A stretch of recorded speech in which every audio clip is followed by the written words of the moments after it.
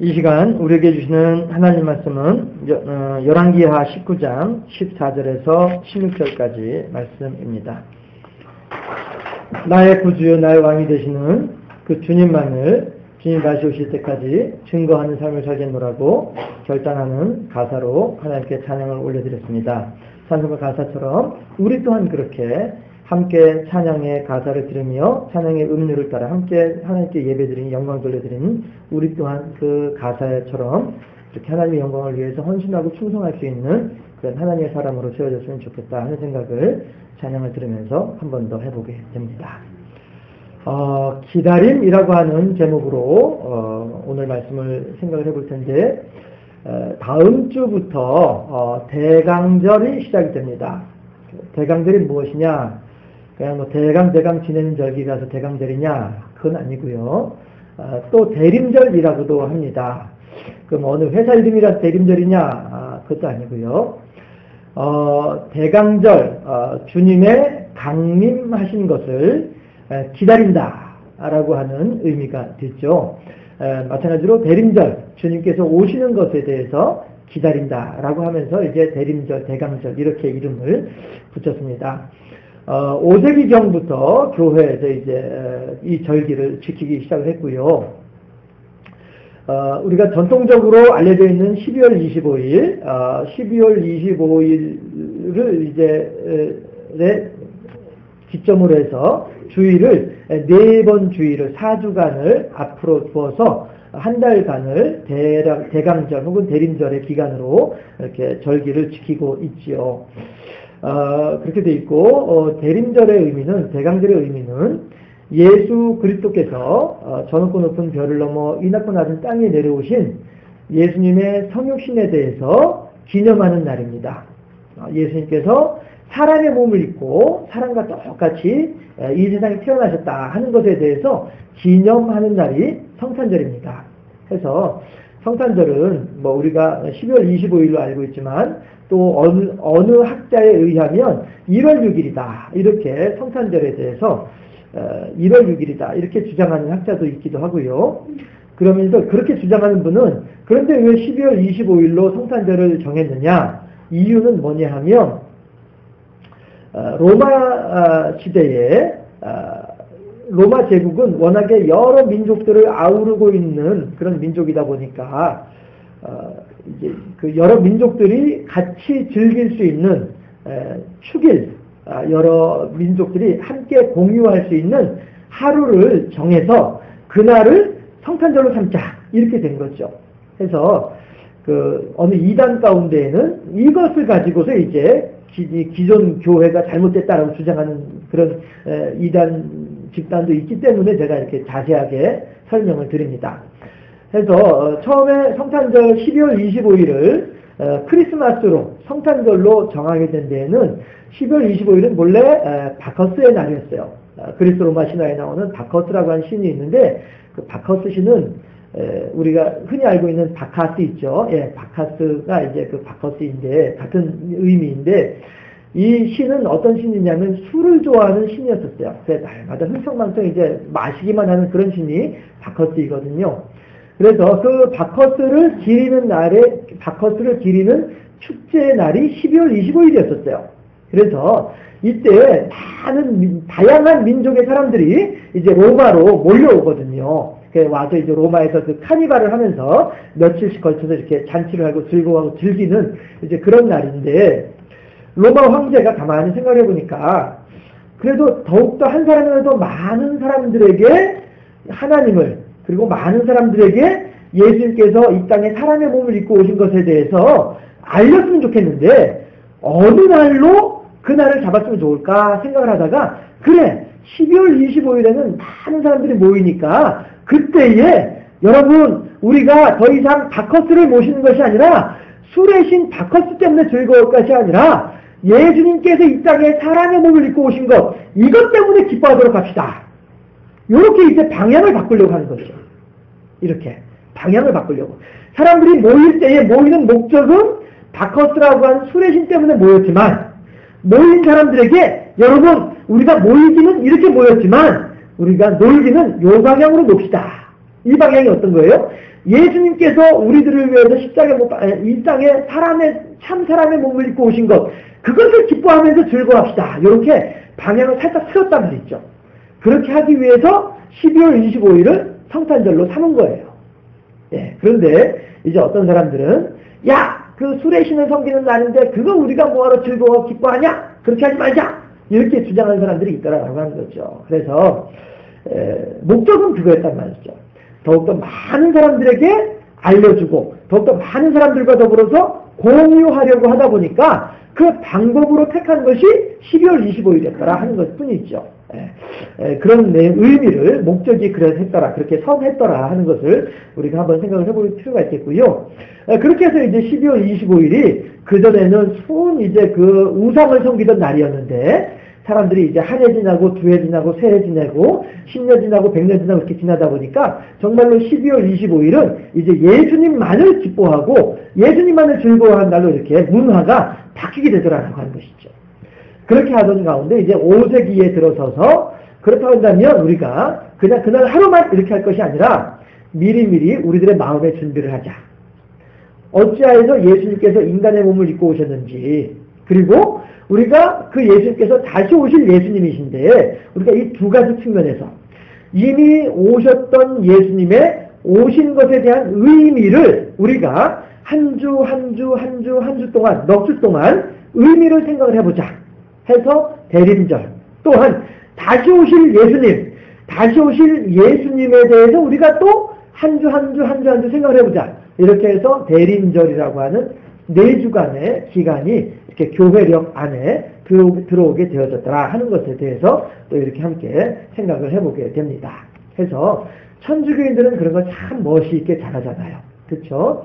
해서 대림절 첫째 주, 그러니까 이제 다음 주가 되겠죠. 대림절 첫째 주에는 보라색의 초를 하나 이렇게 딱 켜놔요.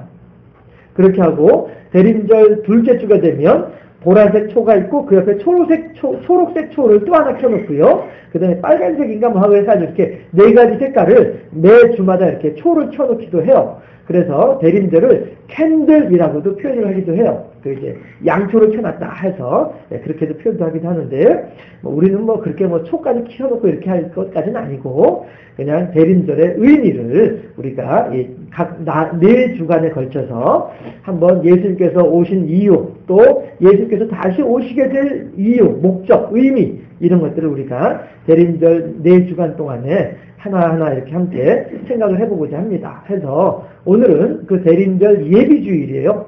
대림절 예비주일이에요. 해서 오늘도 마찬가지로 기다림이다라고 하는 의미로 기다리는 내용에 대해서 함께 생각을 해보고자 하는데요. 이렇게 예수님께서 인간의 몸을 입고 오신 것에 대해서 생각을 해보고 예수님께서 앞으로 다시 오실 것에 대해서 이 세상이 심판의 주님으로 다시 오시잖아요. 다시 오실 것에 대해서 우리 오늘 찬양대에서는 마치 찬양하시는 것처럼 그 주님에 대해서 우리가 생각을 해볼 때에 오늘 본문을 통해서 메시아를 기다리는, 예수님을 기다리는 사람들의 자세 혹은 마음가짐 혹은 뭐 태도라고 할까요? 어떠한 것이 있어야 될 것인가 한번 오늘 본문을 통해서 함께 생각을 하는 가운데에 하나님의 음성을 듣는 귀한 시간이 될 수 있기를 주님의 이름으로 축원합니다. 우선 대림절을 준비하면서 대림절을 지내면서 우리가 가져야만 할 첫 번째 마음가짐이 있다고 한다면요. 그것은 뭐냐 하면 마음이 가난해야 돼요. 마음이 가난한 사람이 메시아를 기다릴 수 있다고 하는 것입니다. 제가 어렸을 때 살던 동네가 어디냐 하면 지금 송파구이거든요. 서울의 잠실 주변의 송파구인데요. 제가 4학년, 5학년, 6학년 이때만 하더라도 진짜 보이는 건 논밖에 없었고요. 밤에 이제 늑대 소리 들리고 이렇게 하던 동네였었거든요. 그런데 어느 순간에 거기가 이제 그 가락시장이 생기고 그다음 잠실 경기장이 생기고 막 이렇게 하면서 막 하루가 다르게 바뀌는 거예요. 그러면서 복숭아밭이 바뀌어가지고 큰 도로가 되고요. 넓은 공터가 되고 막 아파트가 들어서 막 이러는 거예요. 그렇게 하면서 그렇게 참 급변하는 것을 그때 지켜봤었었죠. 근데 이제 저희 집은 이제 그때 뭐 거기 어떤 땅이 이렇게 있어서 그랬던 건 아니었었고 그랬는데 나중에 알게 됐어요. 나중에 군대 제대하고 난 뒤에 이제 그쪽 지역을 지나가면서 택시를 타고 지나가다가 보니까 택시 기사하고 이제 얘기를 하다 보니까 이제 기사도 그 시점에 그 자리에 살고 있었더라고요. 그래서 하는 얘기가 아이고 그때요 사람들 500원짜리 지폐 가지고 담배불 붙이고 그랬어요 이러더라고요. 지금까지 농사 짓던 사람들인데 농사 짓는 것 말고는 할 줄 아는 게 없는 그런 사람들이었더라라고 하는 거죠. 농사가 천직으로 알고 지내는 사람들이었는데 막 이제 땅을 다 이제 나라에서 이렇게 이렇게 땅 나라에서 이제 사들이면서 이제 보상을 하다 보니까 갑자기 땅값이 오르면서 엄청나게 많은 돈이 이제 생겼단 말이죠. 그러니까 이 돈을 주체를 못하는 거예요. 그렇게 하면서 이제 어떤 사람들은 진짜 그때 500원짜리 지폐 종이돈 있었잖아요. 500원짜리 종이돈 가지고 담배불 붙이고 막 이렇게 하면서 그만큼 이제 흥청망청했다는 것이죠. 해서 많은 사람들이 그 가진 돈 다 날려버리고 이제 그 동네에서 창피해서 살지 못하고 다른 지역으로 가서 이렇게 쓰레기처럼 지내고 말은 그 돈 잘 관리해가지고 뭐 이렇게 그 유지가 되고 했던 사람들은 별로 못 봤더라. 이제 그 택시 기사님이 그렇게 얘기하신 걸 들은 적이 있었는데요. 자, 어쨌든 간에 마음이 가난한 사람은 메시아를 기다립니다. 그때 그렇게 500원짜리 지폐 가지고 담배불 붙이면서 그렇게 흥청망청하던 사람들, 이런 사람들한테는요, 하나님의 복음이 들어갈 자리가 없는 거예요. 왜? 나는 지금이 평안하거든요. 나는 지금이 만족하거든요. 그러다가 그 사람들이 그 많던 재산을 한꺼번에 다 이렇게 공중분해시켜버리고 난 뒤에 그 뒤에 어찌할까 방법을 모르고 있다가 그제서야 비로소 혹시 하고 이렇게 하면서 찾아지는 게 그게 하나님이더라라고 하는 거죠. 그래도 감사할 일 있죠. 그나마라도 그렇게 해서라도 하나님을 찾는다고 한다면 감사할 일이 있죠. 그 많은 재물을 잃는다 할지라도 그 재물보다도 더 귀중한 한 영혼을 건질 수 있게 된다고 한다면 다행한 일이죠. 네. 그러나 어쨌든지 간에 이렇게 마음이 부유한 사람들은요 하나님을 찾질 않아요. 이스라엘 백성들이 바벨론의 포로로 붙잡혀 왔습니다. 포로로 붙잡혀왔다가 어떤 눈치 빠르고 아주 이렇게 영리한 사람들은요 그 지역에 정착을 해가지고 그 지역에서 탁월한 능력을 발휘해서 많은 돈도 이제 모으게 되고요 재산도 모으게 되고요 또 집도 이제 마련을 하게 됐어요. 그랬는데 어느 날 모든 유대인들은 고향으로 돌아가라 이렇게 얘기를 한단 말이에요. 그렇게 하다 보니까 이제 뭐 제가 말씀드렸듯이 이씨 성을 쓰니까 이가라고 하는 그 유대인은 그렇게 이제 그 많은 그 재산을 이제 바벨론 지역에서 일구고 있었는데 이 재산을 다 내놓고서 고향으로 예루살렘으로 돌아가려고 하니까 아까운 거예요. 아까우니까 어떻게 해요? 그냥 남아있게 되는 거예요. 나 안 갈란다. 고향에 돌아가지 않을란다. 그냥 남아있을란다. 이렇게 된단 말이죠. 그래서 1차, 2차, 3차에 걸쳐서 고향으로 돌아가는 사람들이 많이 이제 생겼었는데 그럴 때 고향 안 돌아가고 그냥 바벨론 땅에 남아있는 사람들이 있었어요. 그런 사람들이 있더라라고 하는 거죠. 모든 사람들이 다 돌아간 거 아니에요? 남아있는 사람들도 있었어요. 그러면 다시 말씀드릴게요. 어떤 사람들이 남아있으니까 그 지역에서 탄탄하게 자리 잡은 사람들은 대부분 다 남아있는 거예요. 그러나 그 지역에서 이리 치이고 저리 치이면서 부평초같이 그렇게 떠돌이처럼 지내던 사람들, 이러한 사람들은 내가 이 바벨론 땅에 무슨 미련이 있냐, 내 고향 땅으로 돌아가야지, 잘됐다, 이참에 얼른 고향으로 돌아갈란다, 그렇게 간단 말이죠. 어떤 사람들이요? 그 바벨론 지역에서 적응하지 못했던 사람들, 바벨론 지역에 정착하지 못했던 사람들, 바벨론 지역에서 여전히 나그네로 살았던 사람들, 이런 사람들은 돌아간단 말이에요.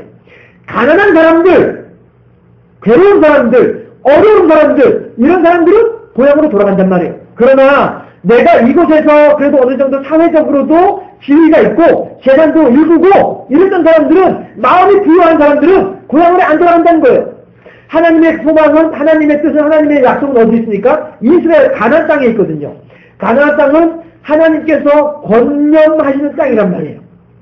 그런데 그 고향 땅으로 돌아가자라고 하는데도 불구하고 육신의 정욕과 안목의 자랑과 이생의 자랑에 매여서 고향으로 돌아갈 생각을 하지 않는, 하나님의 약속을 따라갈 생각을 하지 않고 그저 재물을 따라가려고 하는 사람들이 있더라. 마음이 가난한 사람들이 메시아를 기다리죠. 마음이 가난한 사람들이 하나님의 소망을 기다리고 있죠. 마음이 부유한 사람들은요, 그렇게 하기가 쉽지가 않더라 하는 것입니다. 오늘 본문에서도 마찬가지로 아수르의 임금 사네립이 히스기야와 이스라엘 백성들을 향하여서 협박을 하고 있는 거예요. 야, 히스기야가 너희들에게 너희들의 믿는 하나님이 너희 나라를 구해줄 거라고 하는 그 거짓말 믿지 말도록 하거라. 이게 사네립의 임금, 아수르 왕 사네립이 하는 말이란 말이죠. 그러면서 하는 얘기가, 야, 내가 섬기는 우리나라에서 우리 지역에서 내가 섬기는 그 신들이 너희들이 섬기는 하나님보다 훨씬 더 힘이 세. 너희들 하나님 믿어봐야 아무 소용없어. 그러니까 너희들 다 내 말 듣고 항복하거라. 이것이 사네립이 쓴 편지에 협박하는 내용이었더라라고 하는 것입니다. 이러할 때에 이 히스기야와 더불어서 모든 이스라엘 백성들은 다 마음이 가난해지는 거예요. 다 마음이 조그라드는 거예요. 어찌할 방법을 모르는 거예요. 그렇게 어떻게 합니까? 성전에 올라와서 모든 백성들이 보는 앞에서 히스기야는 그 편지를 하나님의 보는 앞에 딱 펼쳐놓고 하나님께 기도를 합니다. 하나님 어찌합니까? 주여 이 일을 어찌하면 좋겠습니까? 저 사네립이 저 아수르 임금이 하나님과 하나님의 백성들을 위해서 모독하는데 어찌하면 좋겠나이까? 방법이 없습니다. 우리는 도저히 저 아수르 군인들을 이길 수 있는 방법이 없습니다. 어찌하면 좋습니까? 하나님께 기도할 때에 하나님께서는 그 기도에 선히 응답하시더라 하는 것입니다. 그렇습니다. 우리들은 이렇게 마음이 스스로 가난해져야만 합니다. 내가 어떤 일을 만난다 할지라도 무슨 일을 만난다 할지라도 그곳에서 하나님을 찾고 그 상황 속에서 하나님께 기도하고 그 상황 속에서 하나님을 의뢰할 수 있는 하나님 앞에서 마음이 가난한 자가 되어야만 하겠다라고 하는 것입니다.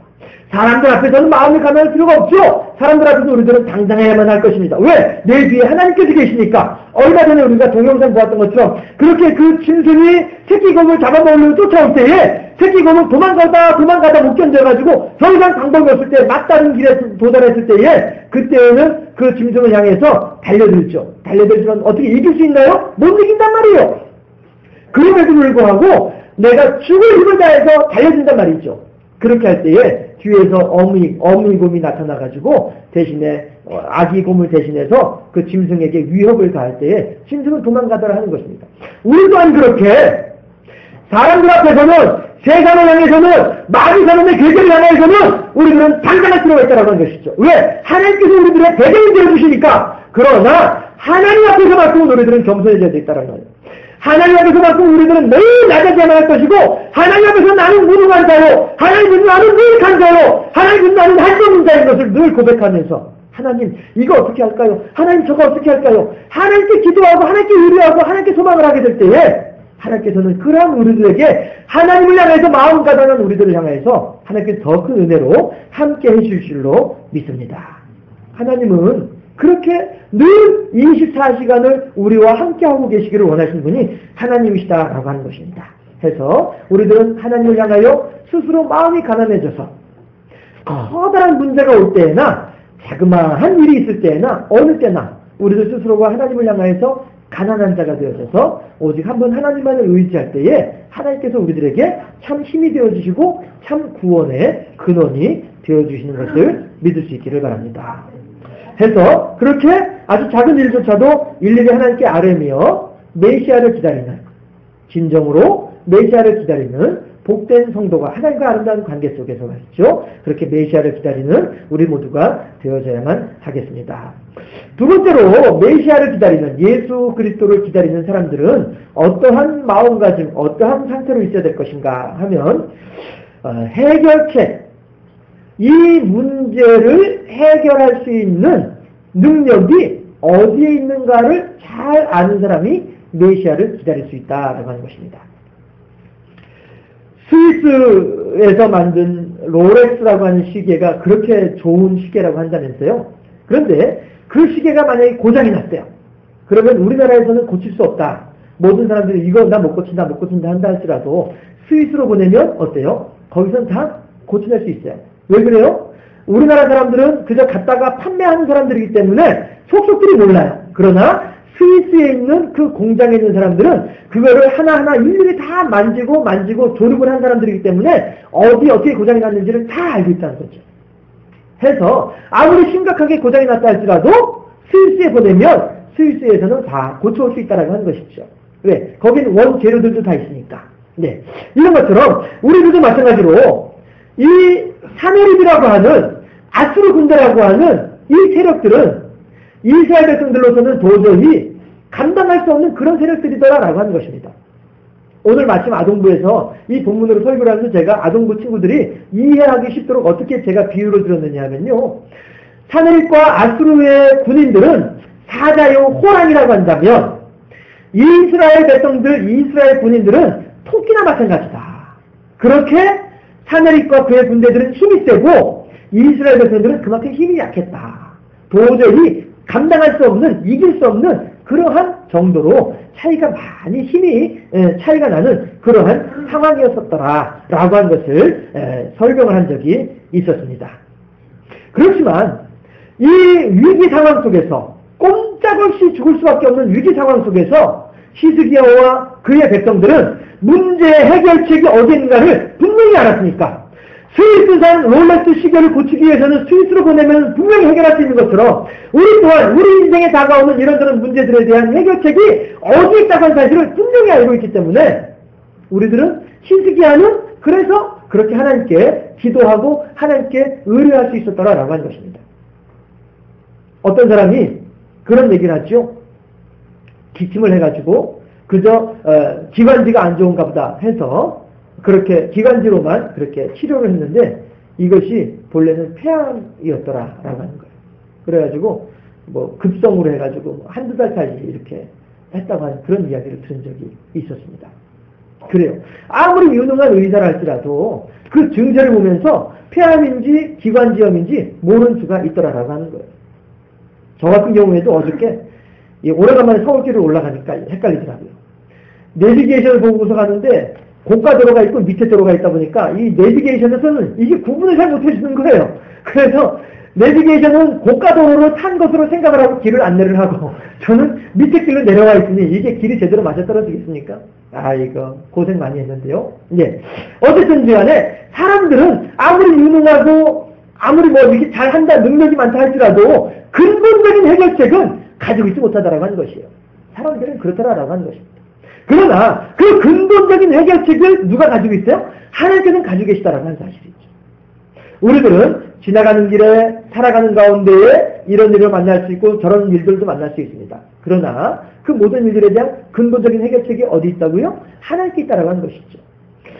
성령님은 마치 그 사람과 사람의 성품과 똑같다고 이렇게 볼 수가 있을 것 같습니다. 그럴 수밖에 없는 게 어차피 사람이라고 하는 것 자체가 하나님의 모양과 하나님의 형상을 따라 지어진 존재이다 보니까 하나님과 사람의 이 속성이 같이 이제 맞물려서 맞아떨어진 일들이 많이 있죠. 변질된 건 사람이 변질되지 하나님께서 변한 건 아니니까 말이죠. 예. 해서 치매에 걸리는 어른들이 왜 그런가 이렇게 뭐 제가 어떤 많은 자료가 있는 것은 아니지만 그냥 대충 이렇게 살펴보다 보니까 대화 상대가 없는 어른들이 그렇게 보다 더 빨리 보다 더 심하게 그렇게 치매 상태에 들어가는 게 아닌가 그런 생각을 해보게 되더라고요. 그러나 옆에 늘 사람이 있어서 이야기를 하고 대화를 하게 되면 그나마 좀 이렇게 상황이 둔화되어지지 않겠나 이런 생각을 하게 되더라 하는 것입니다. 마찬가지로 성령님도 우리가 일마다 때마다 시시콜콜이 가가지고 성령님 이랬어요, 성령님 저랬어요 이렇게 하면 성령님도 더 이렇게 신이 나서 우리들과의 관계가 더욱더 활발해지는데 흔히들 하는 말로 이른바 그 뒷방 늙은이 취급하고 그냥 아이 할머니는 몰라요. 아이 그냥 가만히 계셔. 그냥 우리들이 알아서 할게 하면 그냥 가만히 계셔요. 이런 식으로 이게 어른을 대하게 되면 이 어른이 이게 별로 마음이 안 좋아지는 것처럼 성령님도 마찬가지로 그 역사하는 그 활기가 그만큼 우리들의 대해서 이렇게 줄어든다라고 하는 것이죠.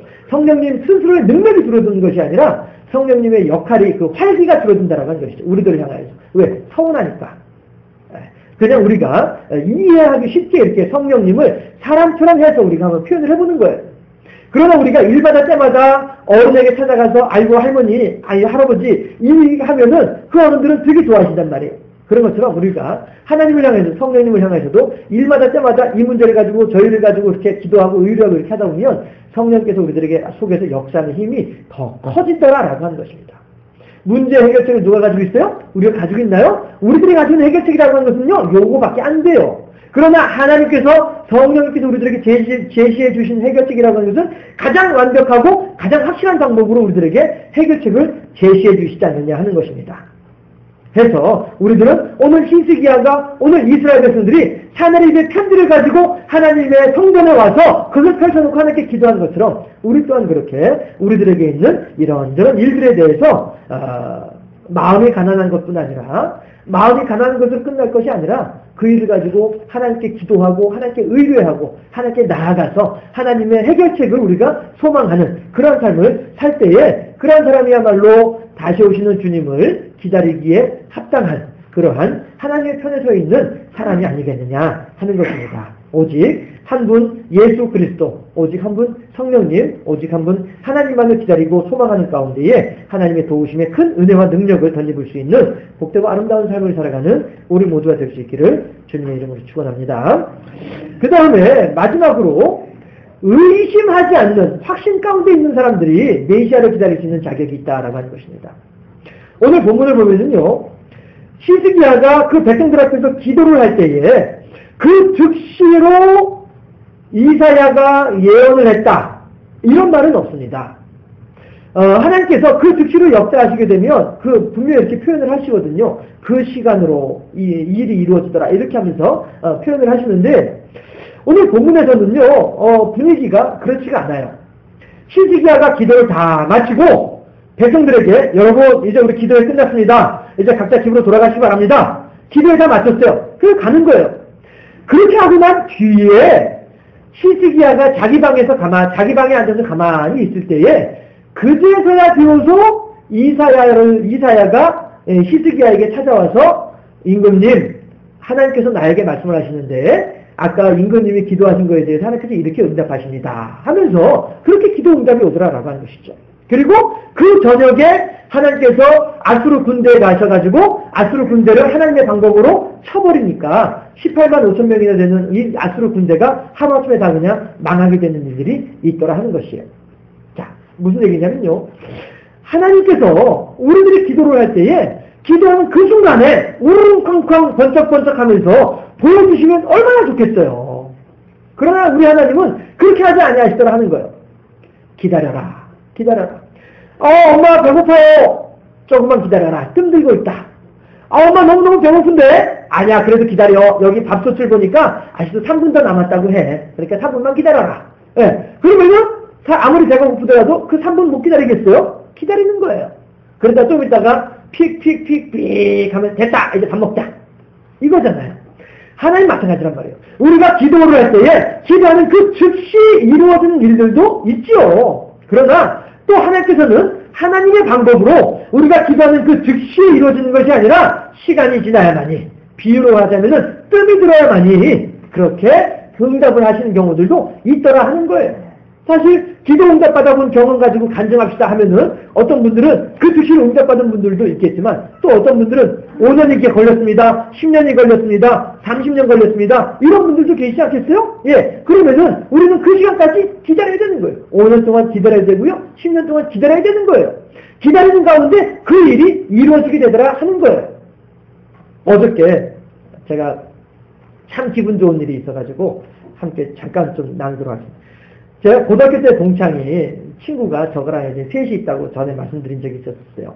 그런데 저 포함해서 둘은 목사고요, 한 사람은 집사일 겁니다 라고 제가 그렇게 말씀을 드렸던 것 같아요. 그 부모님이 참 신앙이 좋으신 분이셨었거든요. 그리고 그 부인이, 아내가 또 그렇게 신앙이 좋아요. 그래서 네가 틀 속에서 어떻게 밖으로 나갈 수 있겠냐, 신앙생활 하지, 이렇게 생각을 했었었는데 어저께 이러저런 이야기를 하다 보니까 2시야 올 수 있으면 와 이랬단 말이에요. 그 2시? 어떻게 하지? 이래요. 뭐 선약이 있어? 그랬더니 구역예배가 이러는 거예요. 그래가지고 구역예배? 야, 그러면은 목사 체면에 그래 아무리 친구라도 예배 빼먹고 오란 말 못하지? 이제 이렇게 얘기를 했어요. 그랬더니 그렇게 가면 좋은데 어떻게 그분이 시간이 그때밖에 없다고 하셔서 또 이러는 거예요. 그래? 너 구역장이야? 그랬더니 구역장이세요. 아이고, 그래서 내가 할렐루야 그랬거든요. 그랬더니 그 친구가 하는 얘기가 뭐? 나이더라 할렐루야야? 야, 할렐루야는 네가 할렐루야다 이러더라고요. 그게 무슨 얘기였어요? 같이 고등학교 때 그 학교 주변에 이렇게 같이 어울려 돌아다니고 할 때에는 서로가 네가 구역장 될지 네가 목사 될지 어떻게 알았냐 이거죠. 그래서 제가 할렐루야 그랬더니 네가 할렐루야다 이러더라고요. 예, 참 어떻게 참 즐겁고 반가웠었는데 예, 우리들은 이렇다라고 하는 것이죠. 그 부모님이 그 아내가 얼마나 많은 시간을 자기 아들을 위해서 자기 남편을 위해서 기도를 했겠냐 하는 거예요. 그리고 어느 순간에 하나님 합당한 때가 되니까 이 친구도 그렇게 신앙생활을 하면서 구역장이 돼가지고 아무튼 차로 한 시간까지는 안 걸리겠습니다만은 거기까지 구역 예배를 위해서 그 한 분을 위해서 식구들 데리고 가는 거예요. 이렇게 하는데 너무 기분이 좋더라고요. 예, 비록 그 친구가 결혼식장에 오진 못해서 얼굴을 못 봐서 서운하긴 하지만 그래도 하나님의 일을 위해서 그렇게 수고하고 헌신한다는데 너무 기쁘고 감사했는데요. 기다리다 보면 가능하더라는 거예요. 저도 마찬가지로 저희 어머니 기도 짝이 있었어요. 그 정갑주 권사라고 하신 분이신데 그 두 분이 그렇게 철야 기도를 하셨더라고요. 저를 위해서.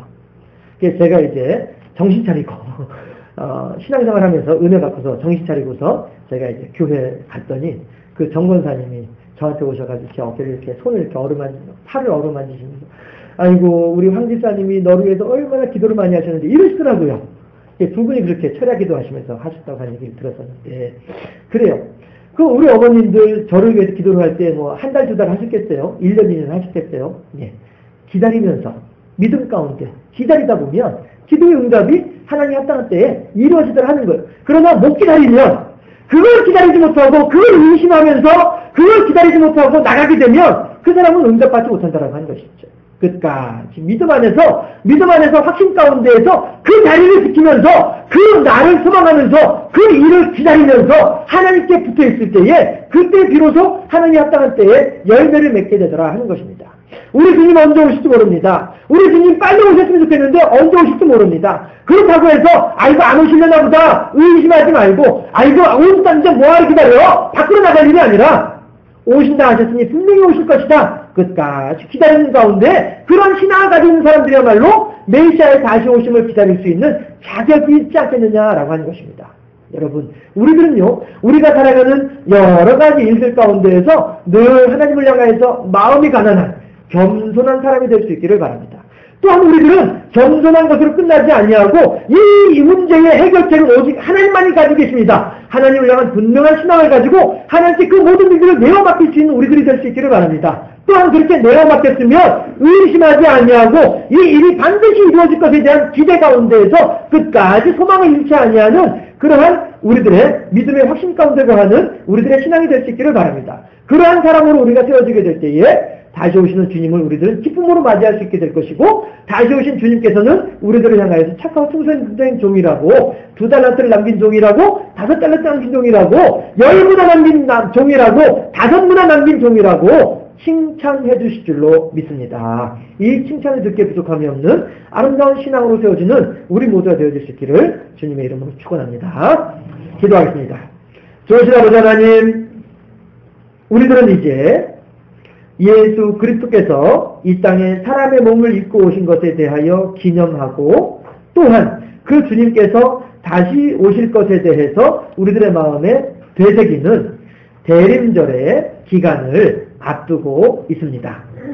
그런 가운데 하나님께서 우리들에게 히스기야의 기다림, 히스기야의 믿음, 히스기야의 겸손함을 가르쳐 주시니 감사하옵나이다. 우리 또한 그렇게 겸손하게 하나님 앞에 모든 문제들을 내어놓을 수 있는 우리들이 되게 하시고 우리들은 또한 그렇게 신실함으로 하나님께서 이 모든 일들을 해결하실 수 있습니다. 고백하며 하나님의 도우심을 구하는 우리들이 되게 하시며 하나님께 믿음으로 구하고 믿음으로 기도하였을 때에는 그 모든 기도가 하나님이 합당한 때가 되어졌을 때에 하나님이 합당한 방법으로 응답해 주실 것에 대한 분명한 믿음 가운데 거할 수 있는 우리 모두가 되게 하사 과연 다시 오실 예수님, 다시 오실 메시아, 다시 오실 구세주를 기다리기에 부족함이 없는 믿음 안에 거하는 복된 우리의 삶이 될 수 있도록 인도하시고 역사하여 주시옵소서. 감사하고 예수 그리스도 이름으로 기도하옵나이다.